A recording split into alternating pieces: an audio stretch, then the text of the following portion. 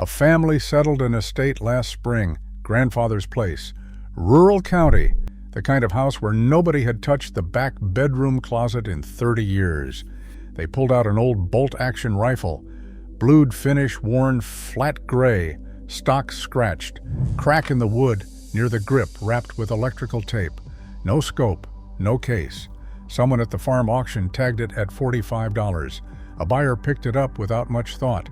2 days later, after checking the receiver markings and the serial range, he knew he had a pre-war production variant that the right collector would pay over $2,000 to own. The rifle looked like a shooter-grade beater. That was the whole problem. The bolt-action rifles quietly becoming valuable in 2026 were built to look exactly like the ones nobody wants. Pitted barrel, faded stamps, no obvious shine, and families keep finding out too late that the wrong price was already on it before they knew what version they had. The question isn't whether these rifles are worth serious money. The question's why they keep ending up priced like barn finds, and who benefits every time a seller uses the wrong checklist. Most people who find an old bolt action apply the same 3 filters. Does it function? Is it a recognizable sporting brand? Does the stock and finish look clean? Those filters feel reasonable. They're also exactly wrong. The rifle with the clean refinished stock and the mounted scope may be a common post-war production model worth $200 at a gun show. The worn one with a faded proof stamp and a name nobody recognizes may be the one a collector has been tracking for 2 years. Condition matters, but not the way most people think. Brand recognition matters, but not the way the shelf suggests. What actually drives value in collectible bolt actions is a question most casual sellers never ask. What's the production window, and does this example have matching numbers, correct small parts, and the right proof marks for that window? Those are the filters that separate a $45 auction lot from a $2,000 collector find. Comment below if you have an old bolt-action or hunting rifle tucked away in a gun cabinet, closet, barn, or inherited safe. I'd be happy to take a look and let you know whether it may be worth more than you think. Coming in at number 10 is the Mossberg 44 US. You see this at estate sales mixed in with common 22s, usually priced at $80 because it looks like a plain training rifle with no collector appeal. That's the trap.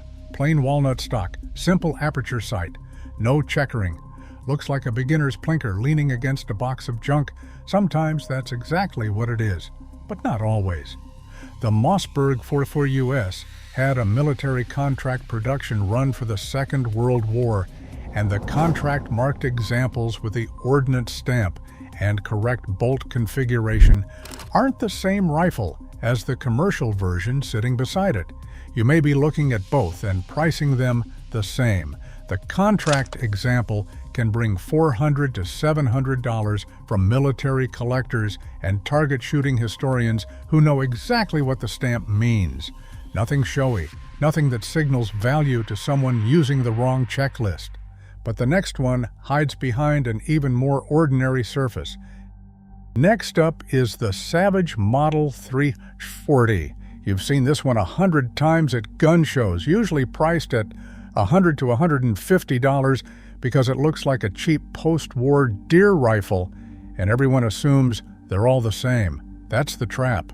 The 30-30 version is everywhere, and the price reflects it. But the early production variants chambered in .22 Hornet with an unmodified stock and the correct original trigger group are a different animal entirely, genuinely scarce.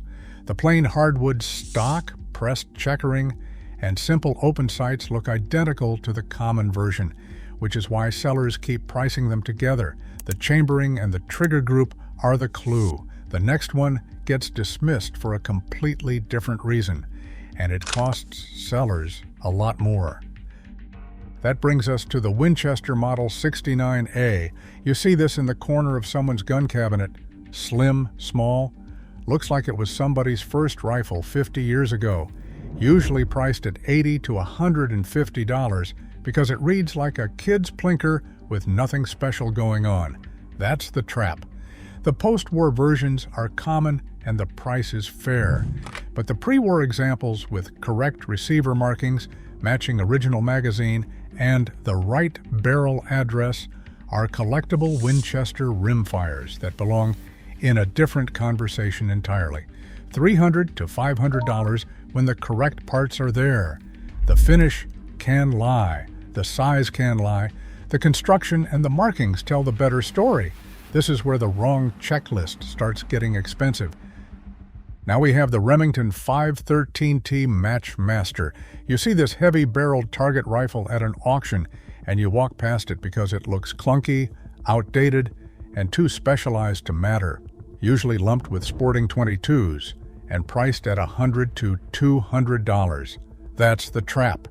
The commercial version is moderately collectible on its own, but the military contract version with the correct stock cartouche, specific proof stamps, and matching configuration from the Second World War trainer program is what serious collectors are actually hunting. $500 to $900 for the right example. Globe front sight, heavy barrel, plain military stock. Nothing that says rare to someone who doesn't know the cartouche location. The next one gets identified wrong almost every time it shows up at an auction. By the way, if you're enjoying this video, hit subscribe so I can keep posting every day. Thanks. Another one worth calling out is the Springfield Model 1922 M2. You see this and you think surplus. Beaten heavy receiver, military stock that looks like it's been through an arsenal and back, priced at $150 to $250 as a parts gun or a shooter. That's the trap. Copies and sporterized versions of this action exist, and they're nearly worthless to serious collectors. But a correct, all-matching Springfield Armory example with the right barrel markings and an original, unmodified stock is a legitimate military collectible.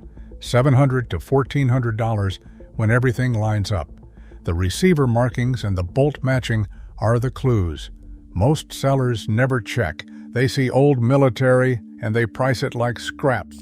Stay with me, because this is where the list stops being about old rifles and starts being about knowing what everybody else missed. Every item from here forward is one where the wrong answer costs more. These aren't marginal mistakes. The casual filter, does it work, does it look clean, is the brand familiar, will cost you the most money on the 5 items left. And that brings us to the Remington Model 720. You see this and you see a nice old Remington sporting rifle. Clean lines, recognizable name, priced reasonably at $300 to $500. That feels right. That's the trap. The Model 720 had an extremely short production window, 1941 only, and within that window there were Navy contract examples with inspector cartouches that almost never get identified correctly at the point of sale. The cartouche location is specific. The markings are subtle. A seller who prices the sporting version correctly may be standing next to a Navy contract example and have no idea they're different rifles. Documented Navy examples bring $1,500 to over $2,500. Nothing on the surface tells you which one you have unless you know where to look. The next one isn't valuable for the reason most people assume. Coming in next is the Winchester Model 70 Pre-64. You already know the name. That's the problem. Sellers who know they have a Pre-64 Model 70 think they already did the homework. They usually stopped one checklist step too early. Not all Pre-64s are equal, and the price gap between them isn't small. The specific caliber, the featherweight configuration, the correct serial number range, the original stock without sanding or refinishing, and the correct small parts, including the follower, floor plate, and trigger, determine whether you have a $600 rifle or a $2,500 rifle. A refinished stock hides the original wood grade.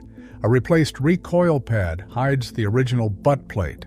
Those two details quietly kill value before the rifle ever gets priced. Clean condition can actually mislead you here. The seller who refinished it to make it look better may have done the most damage possible. Another product worth calling out is the Remington 40X. You see this heavy-barreled target rifle and you assume no market exists for it. Too specialized, too old, too far outside the mainstream. Usually sold as an old target gun for $400 to $600. That's the trap. There's an active precision shooting collector market for correct configuration 40X examples that casual sellers have no idea exists. The split between rimfire and centerfire versions matters. The Rangemaster configuration versus standard matters. The original trigger assembly and an unaltered target stock matter enormously. Correct centerfire examples with original stocks bring $1,200 to over $2,000. The heavy barrel and plain stock look like they belong in the back of a sporting goods closet. They don't always belong there. The next one gets donated more than almost anything else on this list.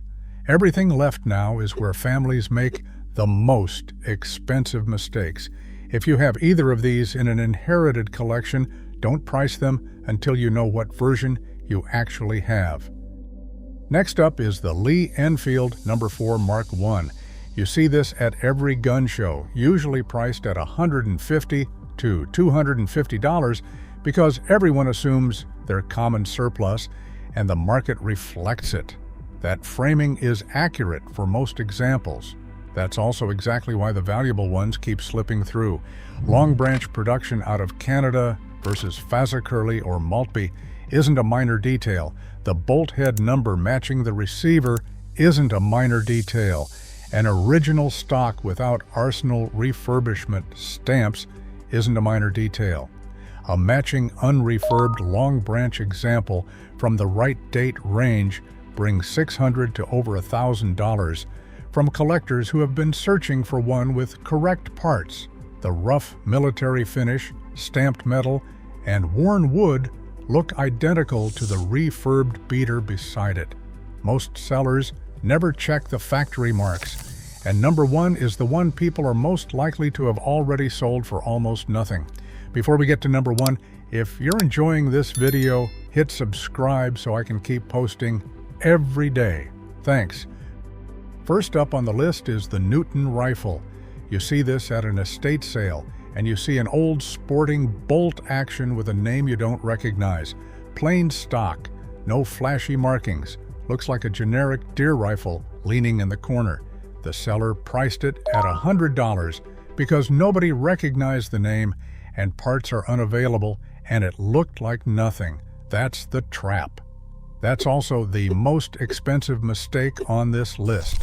Charles Newton was one of the most important figures in American cartridge and rifle development, the man responsible for cartridge concepts that shaped the industry for generations.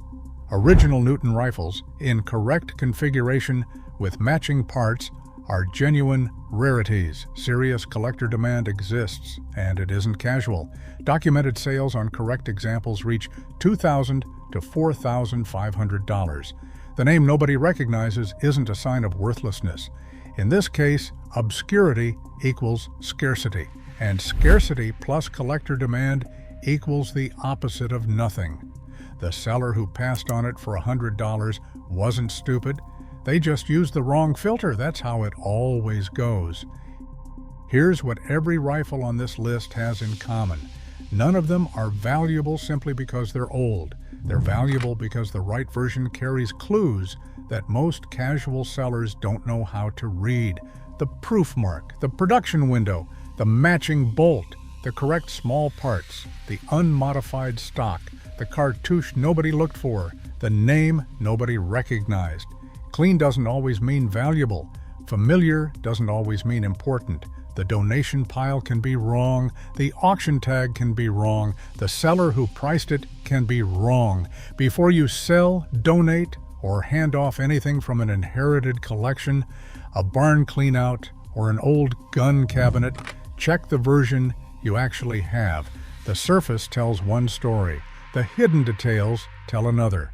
If any of these showed up somewhere in your memory while you watch this list, check the comments and stay close, because the next video covers another category of collectibles where the wrong price keeps showing up on the right object.